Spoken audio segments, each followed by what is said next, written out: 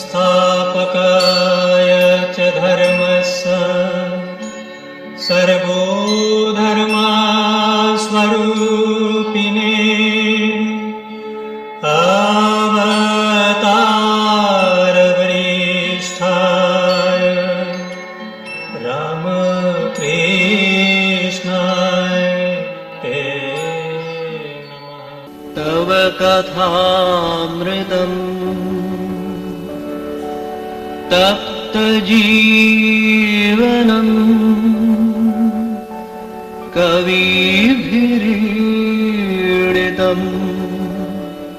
कल्मषापहम्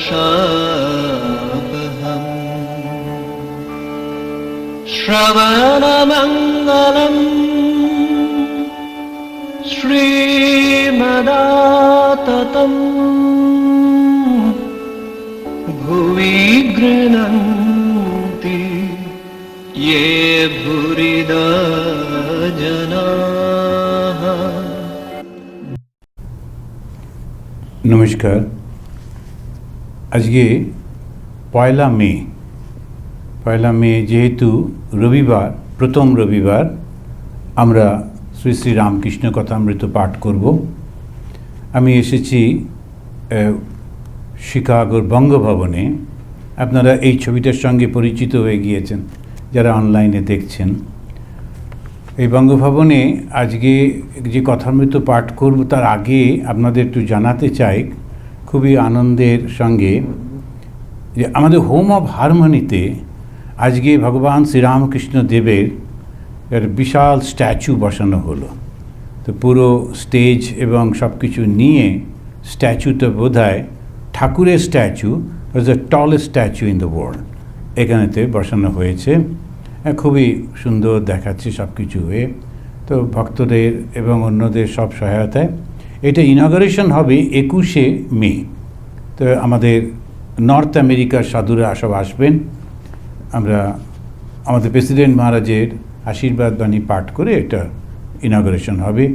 10 জন অন্যান্য ধর্মের লোকেরাও তারা আসবে একসঙ্গে, ছোট্ট একটা প্রসেশন যদি ওয়েদার ভালো থাকে, এবং আমরা করব। তো খুবই সব কিছু সুন্দরভাবে হয়েছে। আর আরও একটু কাজ বাকি, ওটা চলছে। তো আজকেই ওই ঠাকুরের জন্যে স্বামী বিবেকানন্দ ঠাকুরের ভাবটা নিয়ে একটা সন্ন্যাসীর সংঘ প্রতিষ্ঠা করেছেন। যে সন্ন্যাসী সংঘ প্রতিষ্ঠা হয়েছিল এই পয়লা মেতে 1897-এ কলকাতায় বলরাম মন্দিরেতে, বলরামবাবুর বাড়িতে স্বামীজি করেছিলেন। আর স্বামীজি বলেছিলেন যে আমি একটা টেম্পটেশনে পড়ে গেছি।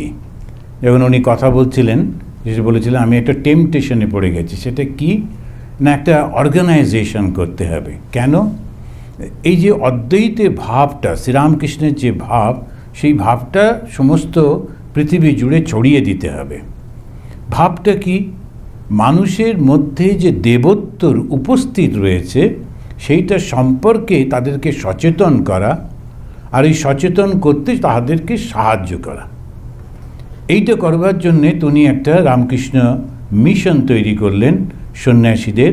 তার সঙ্গে সঙ্গে আবার মেয়েদের জন্য পরবর্তীকালে একটা মঠ তৈরি হলো, মা সারদা মঠ, এবং তারাও সারা পৃথিবী জুড়ে শিক্ষিত মহিলারা সেই ভাবটা ছড়িয়ে দিচ্ছেন, কাজ করছেন। আর কাজ হচ্ছে যেখানেতে অনুন্নত যে সমাজটা, সেখানেতে যেটা প্রয়োজন, কারণ অন্ন, বস্ত্র, বাসস্থান ইত্যাদি, সেটার মধ্যে দিয়ে রামকৃষ্ণ মিশনের সাধুরা কাজ করছেন। আর যেখানেতে এটার প্রয়োজন নেই সেখানেতে ভাবের মধ্যে দিয়ে, অর্থাৎ বেদান্ত সোসাইটিগুলো ইউরোপে এবং আমেরিকাতে বিভিন্ন সময় নানান রকমের বক্তৃতা, সেমিনার, আর্টিকেলের মধ্যে দিয়ে। আর সেই ঘুরে টুরে ভাবটা হচ্ছে তোমার মধ্যে অনন্ত সম্ভাবনা রয়েছে। কিসের? আনন্দের। আনন্দের জন্যই তো ছোটাছুটি করছি। তো আনন্দটা কিন্তু সম্পূর্ণভাবে রয়েছে আমার মধ্যে। শুধু কতগুলো টেকনিক শিখতে হবে, সেইগুলো এবারে আমরা আজকে খুব সুন্দর একটা বক্তৃতা, আমাদের খুব ভালো এই সাধুটি স্বামী সর্বপ্রিয়ানন্দ, উনি বেদান্তের দৃষ্টিভঙ্গি দিয়ে বললেন যে Sri Ramakrishna the embodiment of Vedanta. খুব 3-4 এটা সুন্দর বলে সেটা ব্যাখ্যা করেছেন। আর সেই বেদান্তটাই ভগবান শ্রীরামকৃষ্ণ কথামৃতের মধ্যে দিয়ে ভক্তদের কাছে বলছেন। তখন যারা আস্তে আস্তে করে ওইভাবেতে যাবে। তা আসুন আমরা ওই কথামৃতটা পাঠ করে শুরু করি। তব কথামৃতম তপ্ত জীবনম কবিভিরীড়িতম কল্মষাপহম শ্রবণমঙ্গলম শ্রীমদাততম ভুবি গৃণন্তি এ ভূরিদা জনাঃ। আমি সবসময় বলি এই কথামৃতটা হচ্ছে বেদান্তের একটা অ্যাপ্লিকেশন। আর কার জন্যে? প্রত্যেকটা স্তরের মানুষের জন্যে।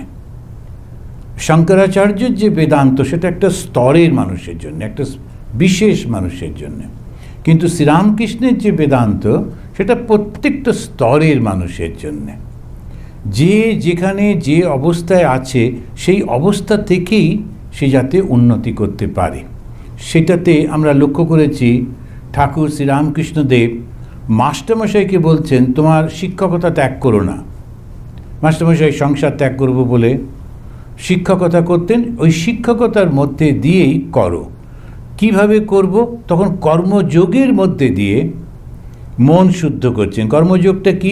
সব কর্ম করব কিন্তু আমি ভগবানের উদ্দেশ্যে করছি, এইটা ভাবে। যেটাই আমি করছি ভগবানের উদ্দেশ্যে। এই যে আমরা এখানে আরতি করলাম, তারপরে গান করলাম একটু, তারপরে ভোগ নিবেদন হলো, যে কিনা ভগবান খুশি হবেন। আমরা তাকে দেখতে পাচ্ছি না, কিন্তু এই বিশ্বাসটা আছে নিশ্চয়ই তিনি আছেন। কেন না? আমাদের সমস্ত মহাপুরুষরা বলেছেন, শাস্ত্র বলেছে তিনি নিশ্চয়ই আছেন কোনো আকারে কোনোভাবে। তো তিনি আমাদের কথা শুনছেন, প্রার্থনা শুনছেন। একেবারে সাধারণ মানুষ সেইভাবেই ভাববে, আর তাতে কোনো অসুবিধে নেই। এই ভাবটা নিয়ে আমরা অগ্রসর হচ্ছি। গিয়ে কি হচ্ছে? ভগবানের জন্যে সব করতে করতে আমি ভগবানের সঙ্গে লীন হয়ে যাচ্ছি, ওই ভাবটার সঙ্গে। তা 2 থেকে 1-এ পৌঁছে যাচ্ছি। এই শ্রীরামকৃষ্ণের এই যে অদ্বৈত শিক্ষা অত্যন্ত সুন্দরভাবে তিনি বলে চলেছেন। আর যখন যারা তার সামনে আসছেন তাদেরকে সেইভাবে তিনি শিক্ষাটা দিচ্ছেন। মাস্টারমশাই যতটা পেরেছেন নোট করেছেন। আজকে আমরা পড়ব এই কথামৃত, পুরনো কথামৃত, যেটা 2 ভাগে উদ্বোধনে, তার 165 পাতা থেকে 2য় পরিচ্ছেদ। ঠাকুর শ্রীরাম দক্ষিণেশ্বরে অমাবস্যায় ভক্ত সঙ্গে রাখালের প্রতি গোপাল ভাব। মাস্টারমশাই পুরো ব্যাপারটাকে 2-3টে শব্দ দিয়ে বুঝিয়ে দিলেন। কেন দিলেন? এবারে পুরোটা পড়বার পর পরবর্তীকালে শুধু এই লাইনগুলো পড়লেই সব গোটা মনে পড়ে যাবে। খুবই সুন্দর টেকনিক। এই যে এমনভাবে লিখে রেখেছেন দক্ষিণেশ্বরে, তারপরেই বলছেন অমাবস্যায় ভক্ত সঙ্গে। তো সময়টা ছিল অমাবস্যা, ভক্ত সঙ্গে তিনি রয়েছেন। তারপর আসলটা কি? রাখালের প্রতি গোপাল ভাব। রাখালের সঙ্গে ওই রিলেশনটা তৈরি হচ্ছে, ভাবটা। ঠাকুর শ্রীরামকৃষ্ণ দক্ষিণেশ্বরের মন্দিরে নিজের ঘরে রাখাল, মাস্টার প্রভৃতি 2-1টি ভক্ত সঙ্গে বসে আছেন। আজ শুক্রবার 9 মার্চ 1883 খ্রিস্টাব্দ, মাঘের অমাবস্যা, সকালবেলা 8টা-9টা হইবে। খুব পরিষ্কার মাস্টারমশাই ওই সময়টা দিচ্ছেন। অমাবস্যার দিন ঠাকুরের সর্বদাই জগন্মাতার উদ্দীপন হইতেছে। তো অমাবস্যার সঙ্গে জগন্মাতার উদ্দীপন কেন? তো কেননা রাত্রি সুক্ত আমাদের খুব বিখ্যাত, বেদে আছে।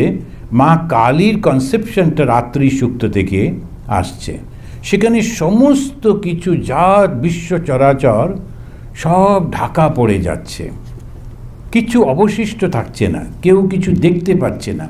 সেটার সম্পর্কে উনি ওই ভাবটাতে কিছুই যখন থাকছে না তখন কি থাকছে, এটা নিয়ে আজকে বিশেষ আলোচনা হয়েছিল।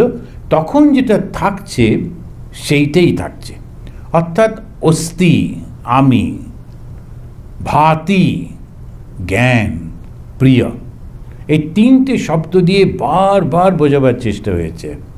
অস্তি ভাতি প্রিয়, আছি আছি আছি, নেই এটা আমরা ভাবতেই পারি না, কোনো অবস্থাতেই ভাবতে পারি না। তার ওই ভাবটা আসছে কোত্থেকে? ওই প্রথম যেখান থেকে সৃষ্টি হয়েছে, আর সেই জ্ঞানটা আর তার সঙ্গে সঙ্গে আনন্দটা, প্রিয়, সব কিছুর পেছনে যেটা গিয়ে শেষ হচ্ছে সেটা হচ্ছে আনন্দ। তো জগন্মাতা তিনি হচ্ছেন ওইটারই একটা মূর্তি। তিনি বলিতেছেন ঈশ্বরী বস্তু আর সব অবস্তু। এটি শ্রীরামকৃষ্ণের বেদান্ত। ঈশ্বরী বস্তু আর সব অবস্তু। আজকে যে স্ট্যাচুটা ওখানে বসানো হয়েছে সেটা ঠাকুরের এই যেভাবে সেই মূর্তিটা আছে, ছবিটা আছে, আর বুকের কাছে হাতটা রাখা, এইটা। এখন এই যে দুই, একটা হচ্ছে ঈশ্বর আর একটা হচ্ছে জীব। তো জীব যখন ঈশ্বরের সঙ্গে এক হয়ে যায় তখন আনন্দের সম্পূর্ণ বা অমৃতের স্খলন হতে থাকে, তখন কোনো দুঃখ থাকে না। দুই থাকলেই দুঃখ হয়, একে কোনো দুঃখ নেই। কেন? আমিই তো সব। এখন সেটা আমি কোন, আমি ইত্যাদি ইত্যাদি নানান রকম স্তর আছে, কিন্তু যখনই এই দুই এক হচ্ছে তখন অত্যন্ত আনন্দের একটা স্খলন হচ্ছে। তাই সেই আনন্দটা পাবার জন্যে ওই মূর্তিটা দিয়ে যখনই আমরা দেখব, ওইটাই মনে হবে যে কবে তৃষিত এ মরু ছাড়িয়া যাইব তোমার রসালো নন্দনে। এটা খুব সুন্দর গান আছে, আপনারা হয়তো অনেকে জানেন। এখন এই যে তৃষিত এ মরু, এই মরুভূমির মতো এখানে শুধু তৃষ্ণা। এই তৃষ্ণাটা কি? সবসময় কিছু না কিছু বাসনা লেগেই রয়েছে। এখন যখন জন্মালাম তারপর থেকে মৃত্যু পর্যন্ত সমানে, মৃত্যুর পর যে প্রাণটা যাচ্ছে ওর মধ্যেও বাসনা রয়েছে। সেও ঘুরে ফিরে বারবার ঘুরতে থাকছে, ঘুরে টুরে আবার এই জন্ম নিচ্ছে। এখন একেবারে পিওর অদ্বৈতিক দৃষ্টিতে দেখলে কিছুই তো নেই, ওটা দিয়ে আমরা বলছি না। এখন এই মুহূর্তে যেটুকু আমরা বুঝি, আমাদের ওই তৃষ্ণা, কবে তৃষিত এ মরু ছাড়িয়া যাইব তোমারই রসালো নন্দনে। রসালো নন্দন মানে যেখানে আনন্দে পরিপূর্ণতা রয়েছে। তা আমরা যাব কোথায়? আনন্দে। শ্রীরামকৃষ্ণদেব কি বলছেন? বলছেন যে ঈশ্বরী বস্তু আর সব অবস্তু। বস্তু মানে যার কখনো পরিবর্তন হচ্ছে না, সেটাই হচ্ছে বস্তু। আর বাকি ঈশ্বর ছাড়া যা কিছু দেখছি সব অবস্তু। অবস্তু মানে কি? নেই, তার অস্তিত্ব নেই। অস্তিত্ব তো রয়েছে কিন্তু বেশি দিন থাকে না।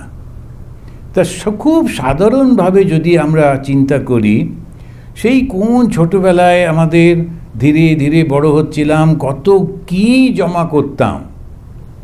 আর এই একটা নিজের ছোট্ট বাক্স, তার মধ্যে কত কি জমা হতো, কোথায় চলে গেল। তারপরে আলমারি হলো, সব জমা করলাম, কোথায় চলে গেল। তারপরে ব্যাংকের লকার হলো, তার মধ্যে জমা করলাম, সেটাও কে নিয়ে নিল। দেখুন মৃত্যুর পর কে আর খবর রাখে? এখন কিচ্ছুটি থাকে না, সব কিছু পরিবর্তন হতেই হতেই হতেই চলেছে। তাই থাকেটা কি? থাকে একটা ভাব। আর সেই ভাবটা যদি আমরা নিয়ে রাখতে পারি তখন আর ভেতরে একটা অসাধারণ আনন্দ থাকে। আমি যে ব্যাংকে টাকা জমাচ্ছি কেন? একটা ভয় আর একটা আনন্দ, এই দুটোই। ভয়টা যদি কোনো সমস্যা হয় তাহলে আমার এটার থেকে সুবিধে হবে, আর দ্বিতীয়ত হচ্ছে টাকা পয়সা থাকলে আমার নিশ্চিন্ত একটা আনন্দ থাকে, এটা খুব স্বাভাবিক। কিন্তু তারপরে যেটা ঘটছে নাও হতে পারে, অনেক জীবনে দেখা যাচ্ছে সেটা হচ্ছে না। তো সেই কারণে যখন আমরা একটু বিচার করছি তাহলে একটা জিনিসই কখনো চেঞ্জ হচ্ছে না, যেটাকে ভগবান শ্রীরামকৃষ্ণদেব বলছেন ঈশ্বর। ঈশ্বরই বস্তু আর সব অবস্তু। তো কি আমরা তাহলে এর থেকে শিখলাম? বাকি যা কিছু আছে তাতে নমো নমো করে চললেই হবে, এত বেশি লাগবে না। তো আমি মাঝে মাঝে এদেশে এসে দেখলাম যে লোকেরা যখন জীবন শুরু করে তখন ওরা একটা সে ছোট্ট অ্যাপার্টমেন্ট নিয়ে শুরু করে, তারপরে বিয়ে করলো, একটা বাড়ি নিল, তারপরে একটু বড় বাড়ি হলো, তারপরে আবার সব ছেলেমেয়েরা এদিক ওদিক চলে গেল, আবার রিটায়ারমেন্টের পর কী আর করা যায়, আবার বাড়িটা বিক্রি করে ছোটো একটা অ্যাপার্টমেন্টে চলে গেল। তখন ওই একটা ছোটোতে শুরু করে আর ঘুরে ফিরে গিয়ে এমন একটা জায়গায় যায় যেখানে ওর বেশি মেনটেনেন্স করতে হয় না। প্রয়োজন লাগে, যখন আমি বড় হচ্ছি, আমার সংসার, লোকজন, বড় বাড়ি লাগবে তো, কিন্তু তারপরে সে ছেড়ে চলে যাচ্ছে। এই নয় যে আমি সবসময় ছোটো বাড়িতে থাকতে হবে, কেন থাকবো? যখন যেটা প্রয়োজন করলাম, কিন্তু যেটা মাথায় রাখতে হবে, আমি দুঃখিত নই কোনো কিছুতে, কোনো অবস্থাতেই দুঃখিত নই। আমি যখন একটা ছোট্ট একটা ঘরে, এই যে সব ছেলে মেয়েগুলো আসে বিভিন্ন ইউনিভার্সিটি থেকে, ওই 2 বন্ধু মিলে একটা অ্যাপার্টমেন্ট নিয়েছে, $800 ভাড়া, এবারে 400 করে খুব খুশি, দুজনে মিলে ঘুরে বেড়াচ্ছি, সব খরচা টরচা। এরপরে ওরা বিয়ে হলো, তারপরে সংসার হলো, বড় হলো, তখন ওই অ্যাপার্টমেন্টে থাকার তো কোনো মানে হয় না। সুতরাং ওইটাতে কোনো ব্যবস্থা কোনো বন্ধ করতে হবে না। যেটা করতে হবে সেটা হচ্ছে, এটা না হলে আমি মরে যাব, এটা না হলে আমি থাকতে পারবো না, এইটা না করা।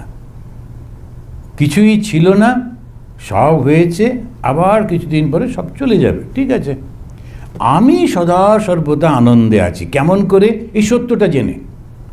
যেই এই সত্যটা জানবো, আর কোনো সমস্যা নেই, কিন্তু আর কোনো সমস্যা নেই। ঘড়ি ছিল না, একটা ঘড়ি বাবা দিলেন, ওটা পরে খুব স্টাইল করে বাসে উঠতে গেলাম, আবার কেট করে কি একটা কেটে নিয়ে চলে গেল।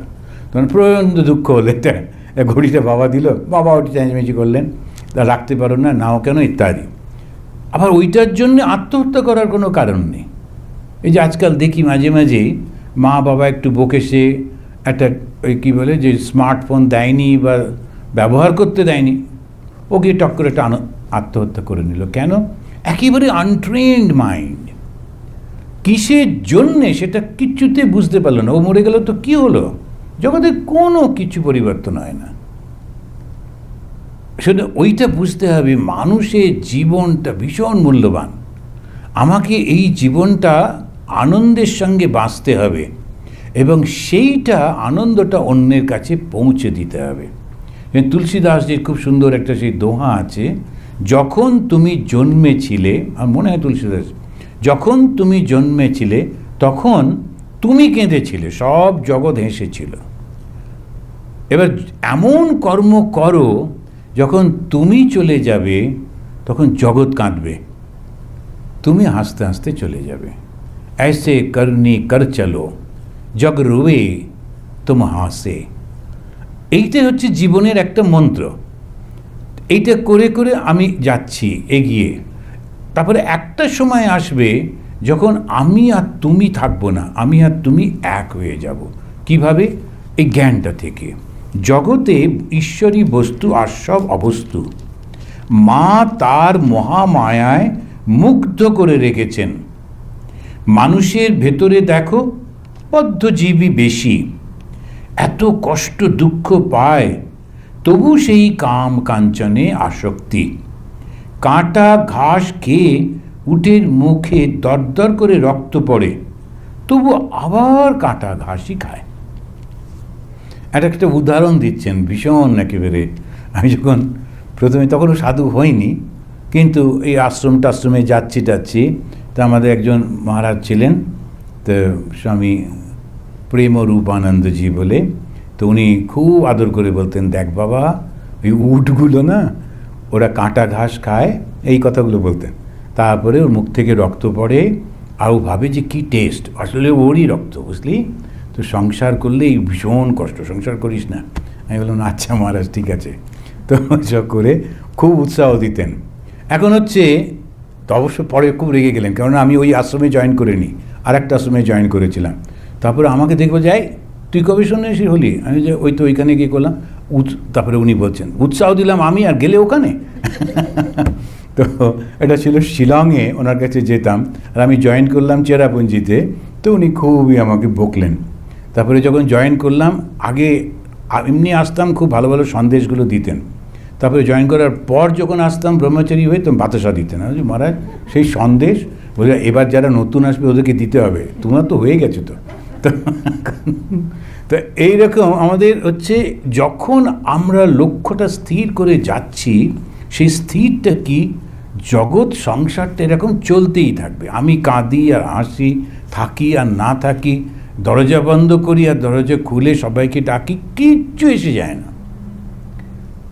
কিন্তু আমি যদি সবার সঙ্গে থাকি তখন ওইটা আমার আনন্দ। স্বামী বিবেকানন্দ যিনি বলছেন, expansion is life, contraction is death.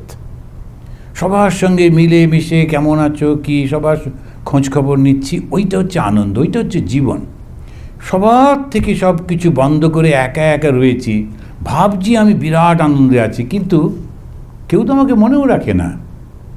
মৃত্যুর পর কি হয়, আমি থাকি না এই পর্যন্ত, কিন্তু জীবন্ত অবস্থাতেও যদি কেউ আমাকে স্মরণ না করে তাহলে মৃত্যুর মতোই।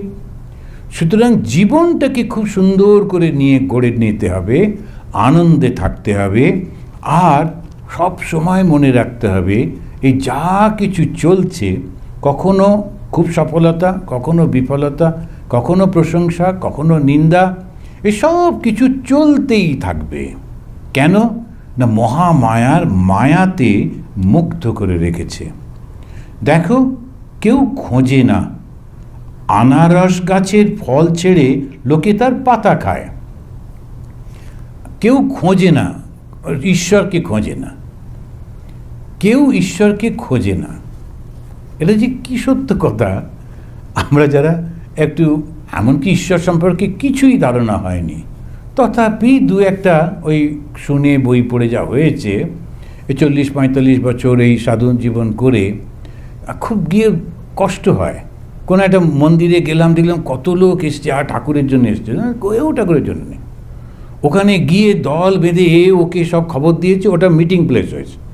এইবারেতে গিয়ে এক জায়গায় বসে গোল হয়ে বসে খুব গল্প টল্প হচ্ছে, ব্যাস খুব সুন্দর একেবারে। প্রচুর গাড়ি দেখে মনে হবে কত ভক্ত, ঠাকুরের দিকে কেউ নেই, ভগবানের দিকে কেউ নেই, সব ওইখানে গিয়ে তারপরে বাচ্চারা খেলাধুলো করছে, এই করছে ওই করছে। কোথায় এসেছি সেটা কোনো খেয়ালই নেই।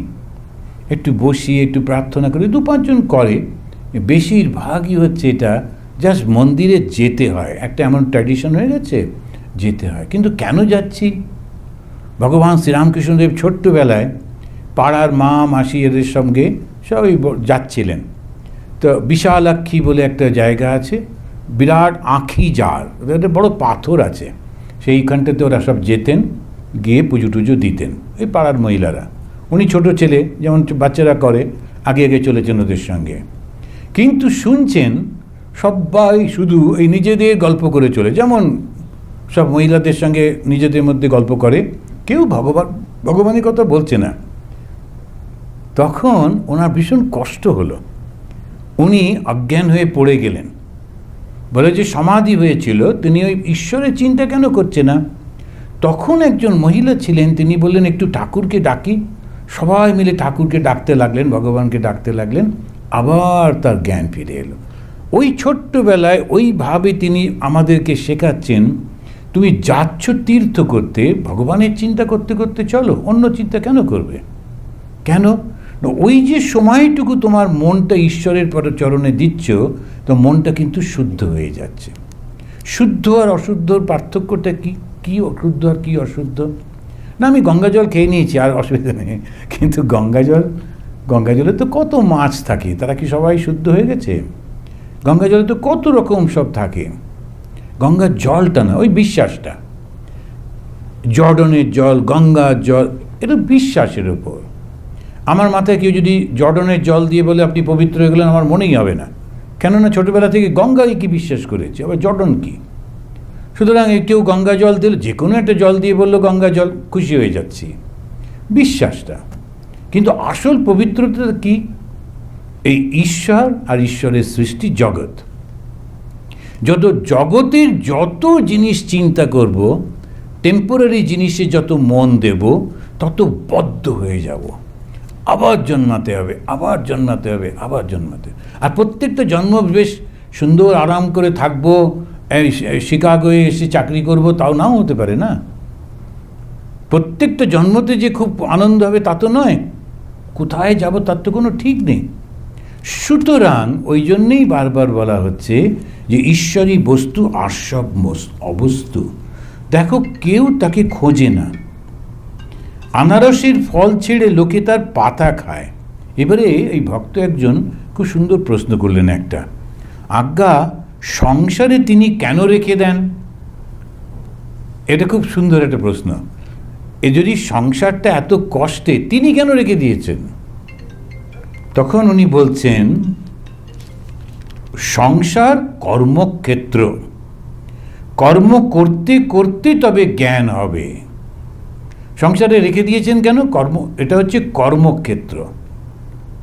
কর্মক্ষেত্রতে কর্মটা না করলে কখনো জ্ঞান হবে না। জ্ঞানটা লাভ করতে হবে। যেমন শঙ্করাচার্য তার ইয়েতে বলছেন, জ্ঞান কর্ম সমুচ্চয় না সম্ভব। কখনো সম্ভব হবে না। কি না, জ্ঞান এবং কর্ম একসঙ্গে। কিন্তু এখানেতে যেটা বলছেন, শঙ্করাচার্যই বলছেন, এই কর্ম করতে করতে মনটা পবিত্র হয়ে যাচ্ছে। কিভাবে পবিত্র হচ্ছে? আমি করছি না, আমি ভগবানের দাস হিসেবে করছি, সন্তান হিসেবে করছি, সেবক হিসেবে করছি। এরকম ওই যে আমাদের বৈষ্ণবদের বিভিন্ন ভাব আছে, সেই ভাবটা নিয়ে যখন করছি তখন আমার মনটা পড়ে থাকছে ভগবানের দিকে। দেখবেন আমাদের লোকেরা, মায়েরা বিশেষ করে, তারা মন্দিরে রান্না করতে খুব ভালোবাসেন। কেননা ঠাকুরকে দেওয়া হবে। এবার কিন্তু খুব নিষ্ঠা করে রান্না করেন। তারা কখনো বাড়িতে যে বাসনে রান্না হয়েছে ওটাতে করবে না, নতুন বাসন এনে নতুন সব কিছু দিয়ে খুব একদম স্নান টান করে ভালো করে করছেন। কেননা আমি ভগবানকে উৎসর্গ করব। একটা দিন করছেন ঠিকই আছে, সারাক্ষণ ওই রান্নাই করলেন, ওই রান্নাঘরেই করলেন, মনটা কোথায় থাকলো? ভগবানে। কিন্তু ওইটাতেই উপকার। তো ওই কর্মটা যদি আমরা যতক্ষণ যা করছি ওই ভাবটা নিয়ে করি, তখন মনটা সারা সর্বদা শুদ্ধ হয়ে থাকে। তাই স্বামী বিবেকানন্দ কর্মযোগটাকে সৃষ্টি করলেন। তো বেদান্তে জ্ঞানে পৌঁছতে গেলে কর্মের মাধ্যমে করো। রামকৃষ্ণ মিশনে যেমন সন্ন্যাসীদের দিয়ে উনি কর্ম করাচ্ছেন, জাগতিক কর্ম। স্কুলে গিয়ে পড়াও, ওখানে হসপিটালে গিয়ে সেবা করো, অমুক জায়গায় গিয়ে ইয়ে করে এসো, রিলিফ করে এসো, সমস্ত জাগতিক কর্ম করাচ্ছেন। কিন্তু সব সময় বলে দিচ্ছেন যে তুমি কিন্তু জগতের জন্য কর্ম করছো না, ঠাকুরকে খুশি করার জন্য করছো। খুব নিষ্ঠা সহকারে করতে হবে, কারো যেন কোনো কষ্ট না হয়। এমনভাবে প্ল্যানিংগুলো করবে যাতে কারোর কষ্ট না হয়, কেউ অপমানিত বোধ না করে। ভেবে দেখুন, আমরা কিন্তু রিলিফ করতে যাই, কিন্তু রিলিফ করতে গিয়ে ছুঁড়ে ছুঁড়ে দিচ্ছি, যে কখনো করি না, এখন খেয়ে নাও, এরকম কখনো করি না। বরং অত্যন্ত শুদ্ধভাবে যে নিতে আসছেন, ঠাকুরের নাম জপ করতে করতে তার হাতে তুলে দিচ্ছি। ওই জিনিসটাও আমার না, কোনো কিছুই না, কিন্তু এই পরিশ্রমটা যেটা করছি সবসময় ঈশ্বরের নাম করতে করতে। তো ঈশ্বরের নাম করতে করতেই মনটা শুদ্ধ হয়ে যায়। শুদ্ধ মানে জগৎ থেকে আলাদা হয়ে যায়। আর যেই মুহূর্তে হবে, সঙ্গে সঙ্গে ঈশ্বরের দর্শন হচ্ছে। সংসার হচ্ছে কর্মক্ষেত্র, কর্ম করতে করতে জ্ঞান হয়। গুরু বলেছেন এইসব কর্ম করো, আর এইসব কর্ম করো না। আবার তিনি নিষ্কাম কর্মের উপদেশ দেন। কর্ম করতে করতে মনের ময়লা কেটে যায়। ভালো ডাক্তারের হাতে পড়লে ঔষধ খেতে খেতে রোগ সেরে যায়। এটা ছোট্ট প্রত্যেকটা উপদেশের সঙ্গে একটা উদাহরণ। এখন ভালো ডাক্তারকে ওই গুরু দেন। গুরু কি বলেন? তিনি ঠিক কর্মটা করতে বলেন। অনেক সময় আমাদের কি হয়, আমরা একটু এখন সভ্য যুগের মানুষ, কে কি হার্ট হবে দরকার নেই, বলার দরকার নেই, এরকমভাবে আমরাও বলি না। কি জানি বাবা যদি রাগ করবে, যাক গে যাক সব কিছু। কিন্তু যারা সত্যি সত্যি গুরু হন, তারা কিন্তু যারা যারা শিষ্য হয় তারাও সেইভাবে গ্রহণ করে। তারা সব সময় তার ভুলটা বলে দেন, এটা এরকমভাবে করতে নেই। যেমন এই যারা আমাদের ভলেন্টিয়ার, আমি যখনই সুযোগ পাই তাদেরকে সবসময় বলি যে যে মুহূর্তে তুমি আমাদের গেটের ভেতরে রয়েছ এবং একজন ভক্ত আসছে, তুমি দরজাটা খুলে দিচ্ছ, you are representing Vedanta society. তখন কিন্তু তুমি অমুক চন্দ্র, তুমি অমুক, এসব কিছু নেই। যে লোকটা ঢুকছে ও কিন্তু তোমাকে এই আশ্রমেরই একজন বলে মনে করবে। এবার যেই ব্যবহারটা খারাপ হবে, আশ্রমের ব্যবহারের নাম পড়বে। এই স্বামীজি ওখানে গেছিলাম, ও কেউ বলবে না ওই লোকটা বলেছে, কেউ তোমাকে চেনে না। ওই স্বামীজির ওখানে গেছিলাম, ও তো এরকমভাবে ব্যবহার করলো, এরকমভাবে এই করলো। তখন ফলটা কি হলো? ফলটা হলো আমাদের পুরো পারপাসটা নষ্ট হয়ে গেল। একজন লোক যখন আশ্রমে আসে, ও কিন্তু দিতে আসে, নিতে আসে না। কি দিতে আসে? ফলমূল নিয়ে আসছে, জিনিসপত্র নিয়ে আসছে। আমাদের এখানেতে কেউ কেউ জিজ্ঞেস করে, মহারাজ আপনাদের ওখানে খাবার কি ব্যবস্থা? দেশের থেকে ওরা। আমি বললাম আমরা সবসময় ভিক্ষা করি ঘরে বসে বসে। এখন সোমবার দিন অমুক খাবার নিয়ে আসবে, মঙ্গলবার দিন অমুক খাবার নিয়ে আসবে। আমরা কিন্তু রোজই ভিক্ষা অন্ন খাচ্ছি। আমাদের কিছু কিনতে হয় না, রান্নাও করতে হয় না। খুব সুন্দর রান্নাঘরটা আছে, কিন্তু আমি জানি না কী করে ওটা জ্বালাতে হয় গ্যাসটা, কিন্তু খেয়ে যাচ্ছি ভালো ভালো। এখন এই যে সমস্ত জিনিসটা কেন হয়? ঠাকুরের কাছেই তো আনে। এবারে সেই মানুষটি যদি কষ্ট পায়, দুঃখ পায়, কারো ব্যবহারে, কারো কথায়, ভীষণ দোষ হয়ে যায়, ত্রুটি হয়ে যায়। সেই জন্যে যারাই ওখানে থাকে, ওই জন্য যারাই ভলেন্টিয়ার আসে, আমি সব সময় তাদেরকে বলতে চেষ্টা করি যে কোনো দিন যেন এই ভুল না হয়ে যায়। কোনো কর্কশ বাক্য না বলা, ব্যবহারের মধ্যে কোনো রকম কঠিনতা না থাকা, ভালো করে বুঝিয়ে বলা। আর যারা ঠাকুরের কাছে আসেন, আমাদেরটা কিন্তু ঠিক চার্চের মতো নয়। চার্চে একটা অফিসিয়াল জায়গা, ওরা রবিবার দিন যায়, সেজে গুজে যায়। আমাদের মন্দিরটা হচ্ছে ঘরের থেকেও বেশি আপন। আচ্ছা যাচ্ছিলাম, একটু এসে নক করলাম, দুপুর 2টোর সময় এসে নক করে, আচ্ছা একটু কি প্রসাদ পাওয়া যাবে? আচ্ছা সবাই ঘুমোচ্ছে দুপুরবেলা 2টোর সময়, কিন্তু ওরা মনেই করছে না। কেন? বাড়ির থেকেও আপন মনে করে, মন্দির মানে এরকম যাব, ওইভাবে করতে হয়। আমাদের প্রথম যিনি বেলুড় মঠ তৈরি হবার পর স্বামীজি তো করলেন, কিন্তু এবারে যদি যারা পড়েছেন আপনারা জানেন, স্বামী প্রেমানন্দজি প্রথম ম্যানেজার ছিলেন। ম্যানেজার মানে মঠের মা, সারাক্ষণ ঘুরে ঘুরে দেখতেন কোথায় কোনটা রান্না হচ্ছে, কোনটা কি হচ্ছে, কোনটা নষ্ট না হয়। তখন খুব গরিব অবস্থা, তরকারির খোসাটাও যেন ফেলে না দেয়, খুব বুঝে শুন। এবারে নৌকো করে যে লোকগুলো যাচ্ছে কলকাতার দিকে, গঙ্গার পাড়ে দাঁড়িয়ে থাকতেন, দুপুরবেলা ওদেরকে ডাকতেন, আরে এতক্ষণ নৌকো চালাচ্ছ, খুব এসো এসো একটু খেয়ে যাও। নিজেই গিয়ে রান্নাঘরে বসে একটু রান্না করে, হয় খিচুড়ি কিংবা কোনো ভাত, একটু তরকারি রান্না করে করে দিতেন। কেন?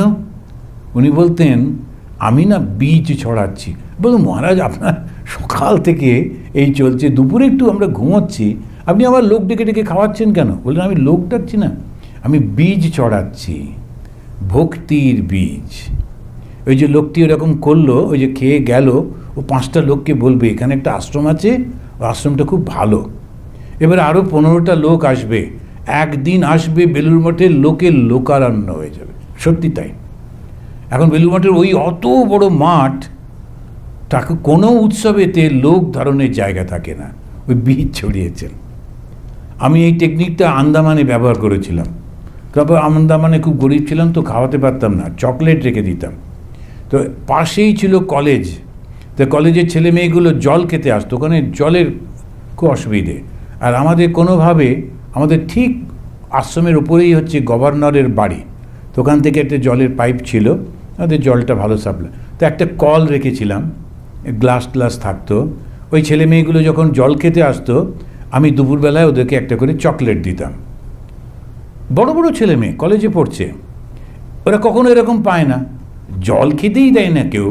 আবার মিষ্টি জল তো আন্দামানে খুব পাওয়া যায় না, তো মিষ্টি জলের জন্য একদম কলটা খোলা, যত খুশি খাও, আর সঙ্গে সঙ্গে আবার একটা করে চকলেট। একটা লোক ছিল না, কিন্তু 1 বছরের মধ্যে কত ভক্ত হয়ে গেল ওই চকলেট একটা করে। কেন? আমি প্রেমানন্দজির ওই মেথড, আমি বীজ ছড়াচ্ছি। ওই বাচ্চাগুলো এবারে বাড়িতে গিয়ে বলতো একজন সাধু এসছেন, ওই জল খেতে গেলেই চকলেট দেয়। এবারে ওই চকলেট খাবার লোভেও জল খেতে আসছে, দল বেড়ে যাচ্ছে। কিন্তু ওরা বাড়িতে গিয়ে বলছে, ওর বাবা মা বলছে তাই নেই, এরকম লোক আছে, ওরা উৎসব দেখতে আসছে। আলাপ হচ্ছে আস্তে আস্তে এই ভাবটা। তো এই যে ভাবটা ঠাকুরের কাছ থেকে এই যে শেখা, এখন বেদান্ত মানে কি? আত্মবিশ্বাস। আর কিসের জন্য আত্মবিশ্বাস? আমার মধ্যে ঈশ্বর আছেন তো, আর ঈশ্বরই তো সমস্ত কিছু করছেন। আমি সুখ দুঃখ নিয়ে এত মাথা ঘামাচ্ছি কেন? সব তো উনিই করবেন। আমি শুধু মায়ের গায়ে হেলাম দিয়ে বসে বসে পা দোলাবো। মা আছেন আর আমি আছি, ভাবনা কি আছে আমার? এই ভাবটা যদি থাকে, অসুখ বিসুখ সমস্যা ও সবসময় মনে করবেন ওই ছোট্ট বাচ্চা 3-4 বছরের, ওগুলো দৌড়ে দৌড়ে গিয়ে মায়ের কোলে বসে পড়ে আর বসে বসে পা দোলায়, একদম ওই রকম যে আরামসে মায়ের কোলে বসে পা দোলানো, আর মা আপনাকে জড়িয়ে ধরে বসে আছে। কার সাধ্য আপনাকে কষ্ট দেয়? এই যে গভীর একটা ভাবের মধ্যে আমরা যদি ঢুকে যাই, এই সংসারে কর্ম করছি, কর্মের মধ্যে দুঃখ তো হবেই, ভালো হয় খারাপ তো হয়, কিন্তু এই কর্ম করতে করতে মনটা শুদ্ধ হবে কিভাবে? আমি তো কর্মের মধ্যে নেই, আমি তো যন্ত্র, আমি শুধু যন্ত্রটির মধ্যে কর্ম করছি। আমাকে ঠাকুর বলেছেন এইটা করো, আমি এটা করলাম। ঠাকুর বললেন এটা করতে হবে না, করব না। এইটা ভাব নিয়ে যদি করা যায়, কেন তিনি সংসার থেকে ছাড়েন না? এবার নিজেই ঠাকুর প্রশ্ন করছেন। রোগ সারবে তবে তো ছাড়বেন। বারবার আসতে হবে, যতক্ষণ না আমি মন বুঝতে পারবো যে আমি সেই ঈশ্বর, কিছুতেই এর থেকে বেরোনো যাবে না। সেই জন্যে ঘুরে ফিরে কষ্ট পেতেই হবে, পেতেই হবে। আমাদের একজন মহারাজ বলতেন, এমনি তো জন্মটা ঠিকই আছে, অসুবিধে খুব নেই, কিন্তু আবার স্কুলে ভর্তি হতে হবে, ওইটা একটা গোলমাল, ওই জন্যে আর জন্ম চাই না। আবার ছোটোবেলায় স্কুলে যাওয়া, কানমলা খাওয়া, এদেশে জন্মালে অবশ্য কানমলা খেতে হবে না, কিন্তু খুব একেবারে বড় কষ্ট ঈশ্বর থেকে। এখন এই কী জন্ম হবে, কোথায় জন্মাবো তার কোনো ঠিক নেই। তারপরে জন্মের পর থেকে এত অসহায় অবস্থা থাকে। ছোট্ট ছোট্ট বাচ্চাগুলোকে দেখলে বাবা মা আদর করে ওকে রাখছেন, তাই ওই আদরের ভাবটা কিন্তু ঠাকুরই দিয়েছেন, ভগবানই দিয়েছেন। ওই মেয়েটা বিয়ের আগে ওরকম ভালোবাসতো না ওই বাচ্চাগুলোকে, যেই সে বিয়ে হলো, বিয়ে হয়ে মা হলো, ওই ভালোবাসাটা এত প্রবল হলো, ওই শিশুটিকে সবসময় বুকে আগলে রাখে। কে দিল ওই ভালোবাসা? ওই কিন্তু ঠিক দেখবেন ওইটা এসে যায় ওই মায়ের থেকে আসছে, ভগবানের থেকে আসছে। আর শিশুটা কত অসহায়, কখন কি হয় বেচারি বুঝতেই পারছে না, নিজেকে সাহায্য করতে পারে না। এইটা চলতে থাকে কত বছর, 15-20 বছর পর্যন্ত, তারপরে একটু দাঁড়ায়। তো এই অসহায়ের মধ্যে আবার যখন বৃদ্ধ হলো, 70-80 বছর, বড্ড অসহায় হয়ে যায়। কে যে তাকে দেখবে, কে তাকে নিয়ে যাবে, কে কী করবে, সব সময় কারোর না কারোর উপর নির্ভরশীল হতে হয়। কি কষ্টটা হয়। তারপরে অনেকগুলো অভ্যেস করে ফেলি মাঝখানে, তার সেই অভ্যেস থেকে বেরোতে পারি না, তার জন্যে কষ্ট। তো কর্মভূমির মধ্যে করতে করতে করতে করতে, আর এই জন্যেই কথামৃত শুনতে হয়, পড়তে হয়। তারপর এই বারবার চিন্তা করতে করতে মনে আসে, তাই তো বাবা অনেক হয়েছে, এই জন্যেই এখান থেকে চলে যাব। যে মুহূর্তে আপনি ভাববেন অনেক হয়েছে, আর থাকবো না, একদম মুক্ত। কেন? যেই আপনি ভাবলেন আমি আর বদ্ধ হব না, আপনার মন থেকে সমস্ত বাসনা কামনা যেই চলে গেল, থাকলোটা কি? চৈতন্য। ওই চেতনাটাই তো রয়েছে ভেতরে, ওর উপরে একটার পর একটা ঢাকা পড়েছিল, এই বাসনা সেই বাসনা নানান রকম।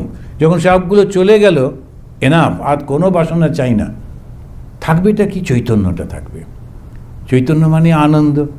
তো সেই আনন্দের মধ্যে তখন চলে যাচ্ছেন, এবং উনি তখন বলছেন ব্যাস ডাক্তার তখন ছেড়ে দেবে, কেননা ও সুস্থ হয়ে গেছে। এই কর্ম যেটা আমাদের করছি, এই কর্মটা একটা অসাধারণ। এই কর্ম করতে করতে আপনি ভেবে দেখুন, আপনারা এখানে এই শিকাগোর মতো জায়গায় আপনারা একটা সবাই মিলে ক্লাব তৈরি করলেন, সংগঠন তৈরি করলেন, বঙ্গভবন, বঙ্গ একটা অ্যাসোসিয়েশন। যারা যারা বাঙালি তারা সব আসছেন, কেউ কারো চেনা না, এসে বন্ধুত্ব হচ্ছে, সবাই মিলে মন্দির করলেন, তারপর একটা পুজো করছেন। আর ওই পুজোর জন্যে মা দুর্গাকে নিয়ে গিয়ে বসাতে হবে, কত টাকা খরচা করছেন। তারপরে অন্য অল্প বয়সী ছেলেমেয়েরা আসছে, ওরা ছবি টবি তুলছে, আনন্দ করছে, কিন্তু আপনারা যদি বয়স হয়ে গেছে, আমি লক্ষ্য করে দেখেছি, ওই সামনের দিকে বসে বসে পুজোটা দেখছেন, সমানে প্রেয়ার করছেন।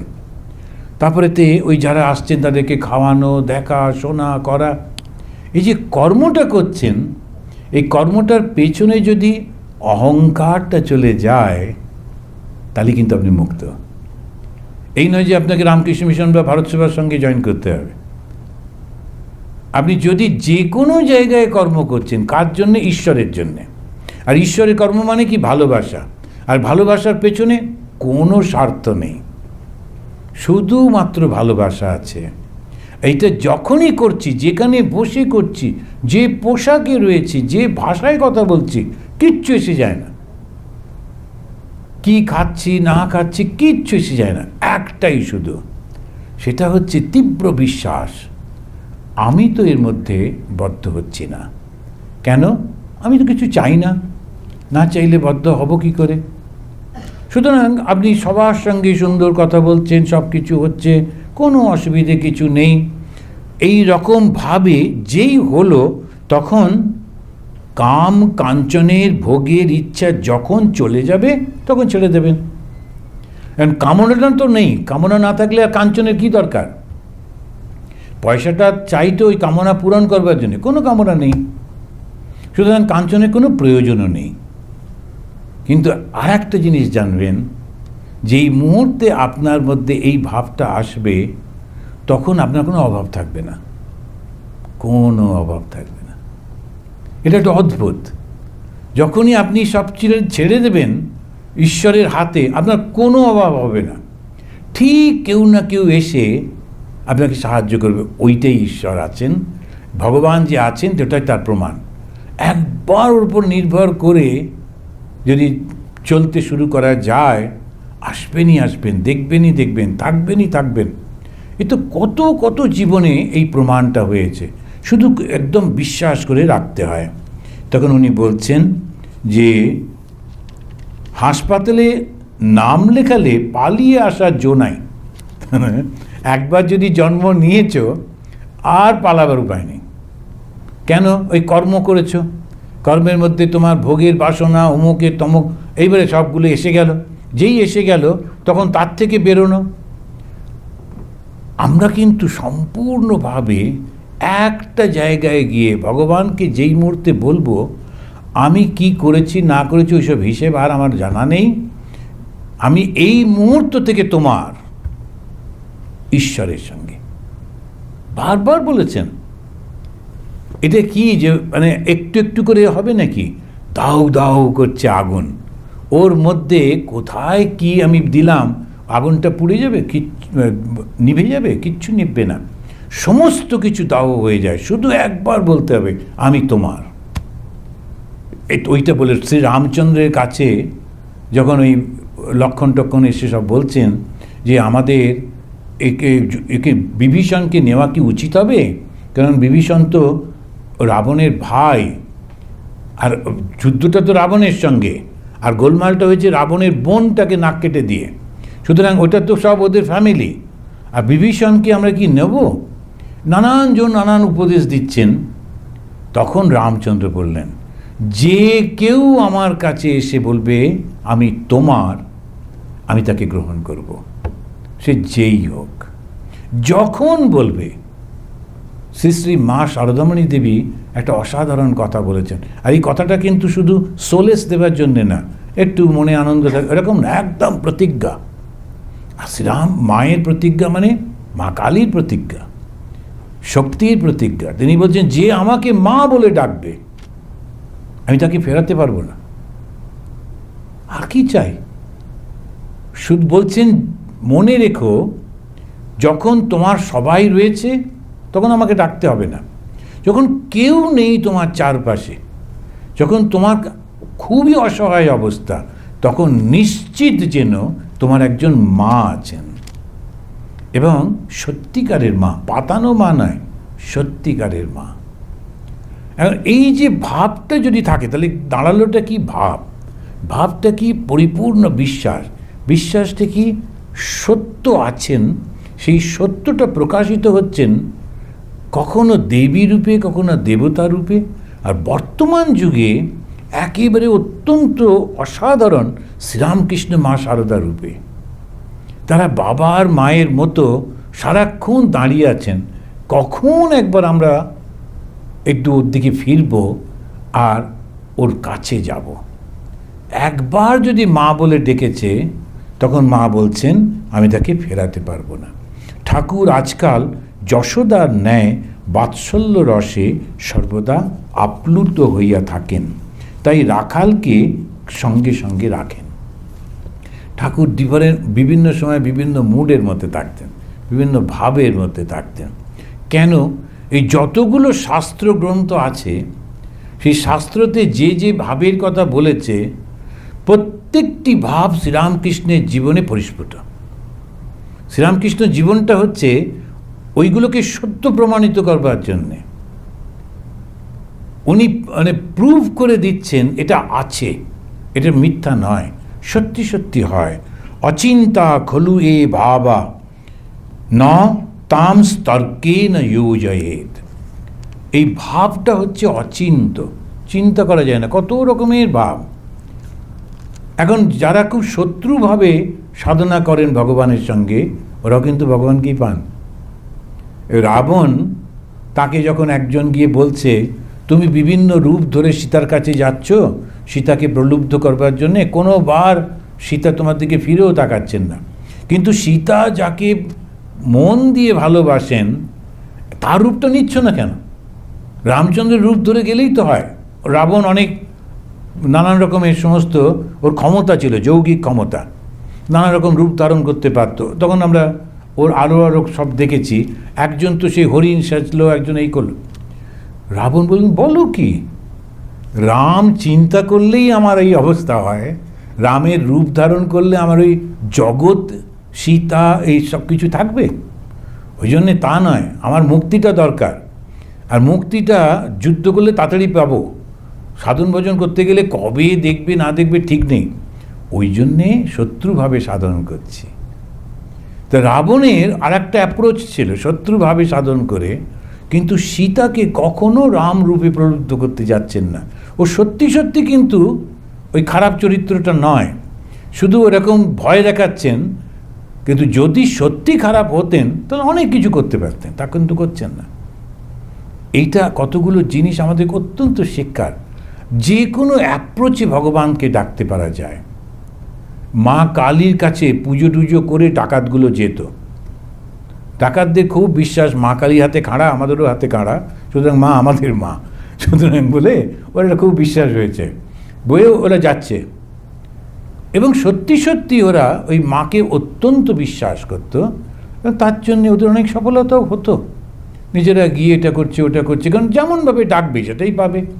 আপনি লক্ষ্য করে দেখবেন আমাদের যত অসুরের গল্প আছে, অসুরগুলো কিন্তু সবাই তপস্যা করে একটা করে ক্ষমতা পেয়েছে।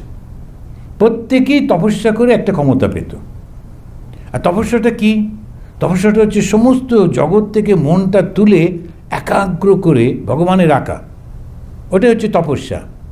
যেমন শ্রী শ্রী মা বলছেন তপস্যার কি বাবা, যে কোনোভাবে মনটাকে ঈশ্বরের চরণে রাখা, এটা করতেন। এবার বাবার যখন সময় এলো তখন ভুল চেয়ে বসলো। তো একটা সেই গান ছিল, ওরা চাহিতে জানে না দয়াময়, চাহে জন সুখ ইত্যাদি। তো গানটা এরকমভাবে গাই, ঠিকই গাইতো। আমরা চাইতে জানি না, কোনটা চাইতে হয় বুঝতে পারি না। অসুরগুলো ওইটা ভুল চেয়ে বসতো, ওটা খুব গোলমাল। সেই একটা গল্প বলেছিলাম, ভস্মাসুরের গল্প, মনে আছে না? এই ভস্মাসুর তপস্যা করে, শিবের তপস্যা করেছে। শিব এসে বলল কি চাই? বললো আমার এই হাতটা যার মাথায় রাখবো সে যেন পুড়ে যায়। শিব বলল আচ্ছা বেশ। এবারে ভস্মাসুর বলল কিন্তু প্রমাণ কি? আমার হাত রাখবো যে তুমি আর আমি ছাড়া কেউ নেই। আচ্ছা আমি তোমার মাথায় রেখে দেখি। শিব বলছে আরে আমি কথা দিলাম আমার মাথায় রাখলে তো। যখন শিব ভয়ে দৌড়তে শুরু করেছে, শিব তো অত পারে না, সেই জন্য সোজা সোজা মানুষ তো দিয়েছিল। এবারে শিবকেও তাড়া করেছে। শিব ছুটতে ছুটতে গিয়ে নারায়ণের কাছে, তো বিষ্ণু বললেন যে আচ্ছা তুমি একটু লুকিয়ে পড়ো আমি দেখি। তারপরে ওকে ধরলো, ধরে বললো তুমি ছুটছো কেন? বলে এরকম এরকম ব্যাপার। তো বলে আচ্ছা এই রকম রোদ্দুরে কষ্টে কেউ ছোটে? মাথাটা তোমার নিজের মাথাটা কত কাছে, হাতটা নিজের মাথায় রেখে দেখো জিনিসটা হচ্ছে কি না। ও যেই নিজের মাথায় রাখলো ভস্ম হয়ে গেল। এটা হচ্ছে ভস্মাসুর। তো এখন ও শিবের কাছে অন্য কিছু চাইতে পারত, কিন্তু না, আমি অন্যকে মারবো, অন্যকে দেবো, এই হচ্ছে অসুর। যখন অন্যকে কষ্ট দিচ্ছি হচ্ছে আসরিক প্রবৃত্তি, আর যখন অন্যকে আনন্দ দিচ্ছি সেটা হচ্ছে দৈব প্রবৃত্তি। এই দুটো থাকে। তো শ্রীরামকৃষ্ণ বলছেন মা যশোদার ন্যায় উনি ভাব করে রাখছেন। আমরা আর একটু পড়ে নিই এটা। ঠাকুর এইভাবে বসিয়া আছেন, এমন সময় একজন আসিয়া সংবাদ দিল যে বান আসিয়াছে। ঠাকুর, রাখাল, মাস্টার প্রভৃতি সকলে বান দেখিবার জন্যে পঞ্চবটী অভিমুখে দৌড়াইতে লাগিলেন। পঞ্চবটী মূলে আসিয়া সকলে বান দেখিতেছেন। বেলা প্রায় 10টা হইবে। একখানা নৌকার অবস্থা দেখিয়া ঠাকুর বলিতেছেন, দেখো দেখো ওই নৌকাখানার অবস্থা বা কী হয়। একটু আগে যিনি বেদান্তের চরম অবস্থা বলছিলেন ঈশ্বর সম্পর্কে, তিনি ছেলে মানুষের মতো বান দেখতে চলেছেন। যে যখন জোয়ার আসে গঙ্গায়, সমুদ্র থেকে জলটা খুব জোরে ঢোকে, তখন একটা জলটা খুব ফুলে ওঠে, ওটাকে খুব বান বলে। তো সেইটা দেখবার জন্যে, তার মানে কি একদম নর্মাল, কিন্তু ধর্ম মানে খুব নর্মাল জীবন। এখানে আনন্দ হচ্ছে, ওটা গিয়ে দেখে আসি, ওখানে এবার খুব খুশি, কিন্তু কোনো কিছুর মধ্যে জড়ায় না, কোনো কিছুতে জড়ায় না। এইটাই হচ্ছে ধর্ম মানে একটা অস্বাভাবিক কিছু, তা কিন্তু না। এদিকে তাকাবো না, ওর দিকে মহা উৎপাত করে কিছু কিছু ধার্মিক, তাদের সেই ধর্ম পালন করতে গিয়ে অন্যদের প্রাণ বেরোয়। আমি একবার সেই আন্দামানে যাচ্ছিলাম, আমি সংগঠনটার নাম বলবো না, তারাও জাহাজে উঠে ওই জাহাজে অবশ্য আমি ছিলাম না, আমি আগের জাহাজে। তো ওরা সেই জাহাজে ক্যাপ্টেন আমার পরিচিত, উনি বললেন, তো জাহাজে উঠে বলছেন আমি হচ্ছে ওই সম্প্রদায়ের এবং আমরা কারোর ছোঁয়া খাই না, তোমাদের রান্না হয়ে গেলে রান্নাঘরটা ধুয়ে, বাসন ধুয়ে আমাদের জন্য ছেড়ে দাও, এবারে আমরা রান্না করব। আচ্ছা, জাহাজে কখনো এসব হয়? এখন বাসন ধুতে গেলে যে নানান রকমের ওদের হচ্ছে কি পুরো সিস্টেমে চলে। তো কোনো একটা কর্মী যদি 1 ঘন্টা বেশি কাজ করে প্রচুর টাকা দিতে হয়, নানান রকমের উৎপাত, কিন্তু এরা শুনবে না। সঙ্গে করে পান্তা ভাত নিয়ে গেছে, সকালবেলা সব বসে বসে পান্তা ভাত খাচ্ছে, কিন্তু 5 দিন ধরে জাহাজে যেতে হয়, পান্তা ভাত ফুরিয়ে গেছে। এবার সকালে কী খাবে আবার গিয়ে, এবং ক্যাপ্টেন খুব মাথা খারাপ হয়ে গেছে। পরে যখন আমি বললাম ক্যাপ্টেন ফেরার জাহাজে আর তোমার সঙ্গে আমি যাবো, ও না না না না স্বামীজি আর দরকার নেই, আমি টাকা দিচ্ছি, আপনি প্লেনে যান। কেন বলো, কেন কী হলো? তখন বলছি এই বাবারে এই গেরুয়া পরা সব লোক উঠেছিল, আর কী উৎপাত, রোজ আমাদের দুবেলা করে এই উনুন পরিষ্কার করতে হচ্ছে, রান্নাঘর, প্রায় বিদ্রোহ হয় জাহাজের মধ্যে। কোনো রকমে এসেছে, আর সন্ন্যাসী তুলব না, দরকার হলে পকেটের টাকা দিয়ে ওদের প্লেনে পাঠাবো। এখন আমি তোমার ছোঁয়া খাবো না, এটা কি উৎপাত? যদি না খাও তাহলে যাবার দরকারটা কি? বাড়িতে থাকো না, তা হবে না, ঘুরঘুরও করবো, আবার ছোঁয়াও খাবো না, সবাইকে উৎপাত। কারোর বাড়িতে গিয়ে বলবে না তোমার শুধু টাকা আর কাঁচা চাল এইসব দাও, তোমার হাতে রান্না খাবো না, কী রকম কষ্টকর। তো সেই জন্যে ধর্মটা কিন্তু খুব স্বাভাবিক, খুব নর্মাল। সেটা কি? ধর্মটা মানুষটাকে ভালোবাসতে শেখায়। কেন না, যা কিছু সৃষ্টি হয়েছে ভগবানের থেকে সৃষ্টি হয়েছে, তো সব কিছুকেই ভালোবাসতে শেখায়। আর সেই ভালোবাসাটা অত্যন্ত স্বাভাবিকভাবে প্রকাশিত হতে হয়। তাই সেই বান এসছে দেখে উনি ছুটলেন, ছুটে গিয়ে ওইটা দেখলেন, দেখে একটা নৌকো বানের মধ্যে, যারা আপনাদের অভিজ্ঞতা আছে, সেই নৌকোটা টালমাটাল হচ্ছে, সেটা দেখে উনি বলেন দেখো দেখো বানের কি হয়। এবারে ঠাকুর পঞ্চবটিতে রাস্তার উপর মাস্টার, রাখাল প্রভৃতির সঙ্গে বসলেন। আর ওই যে পঞ্চবটির রাস্তাটা, ওখানে উনি বসলেন। বসে মাস্টারমশাইকে বলছেন, আচ্ছা বান কী করে হয় আমাকে বোঝাও। মাস্টারমশাই যেহেতু ও তো তখন ওই মাটির উপরে দাগ কেটে মাস্টারমশাই বোঝাচ্ছেন। মাস্টার মাটিতে আঁক কাটিয়া পৃথিবী, চন্দ্র, সূর্য, মধ্যাকর্ষণ, জোয়ার ভাটা, পূর্ণিমা, অমাবস্যা ইত্যাদি বুঝাইবার চেষ্টা করিতেছেন। ঠাকুর খানিকক্ষণ শুনে বলছেন, ওই যা, বুঝতে পারছি না, মাথা ঘুরছে, আর দরকার নেই। এখন ওই সমস্ত আর দরকার নেই। এখন এই যে ভাবটা, কালকেই আমাকে একজন জিজ্ঞেস করছিলেন, আচ্ছা যারা ধর্মের পথে এগোয় তাদের কি সব ভুলে যায় আর কিছু মনে রাখতে পারে না? আমি বললাম, মনে রাখতে পারে না, না, ওরা ওটা মনে রাখতে চায় না, সেই জন্য ওদের অ্যাটেনশনটা অন্য জায়গায়, সেই জন্যে এইগুলো এতটা মনে রাখতে ওরা চায়ও না।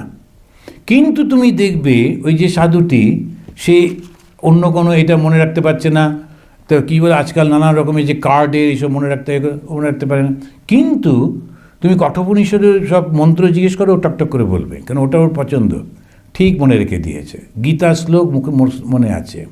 এই সমস্ত কিছু যেটা ভালোবাসা সেটাই তো মনে রাখে, ওগুলো অত পছন্দ করে না, থাকতে হয় তাই। ঠাকুর গেলেন, একটু আইডিয়া হয়ে গেল, বাস ঠিক আছে, আর লাগবে না।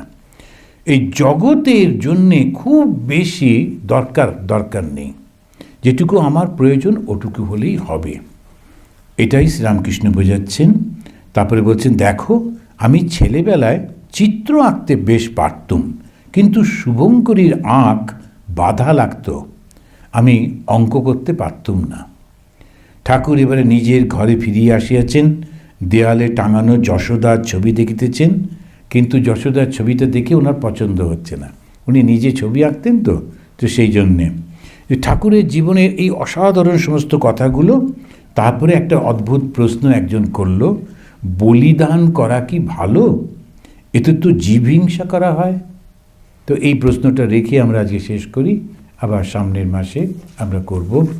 আসুন আমরা এই মন্ত্রটা বলে শেষ করব। আমি একটু করে বলি, আপনারা আমার সঙ্গে সঙ্গে বলুন। নিরঞ্জনম নিত্যম অনন্তরূপম ভক্তানুকম্পা ধৃতবিগ্রহম বৈ ঈশাবতারম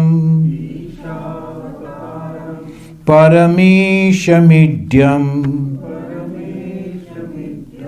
তম রামকৃষ্ণম শিরসা নমামহ। ওম শান্তি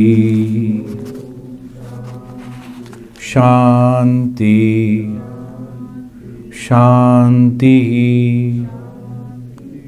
হরি ওম তৎসৎ। শ্রীরামকৃষ্ণ अर्पणमस्तु।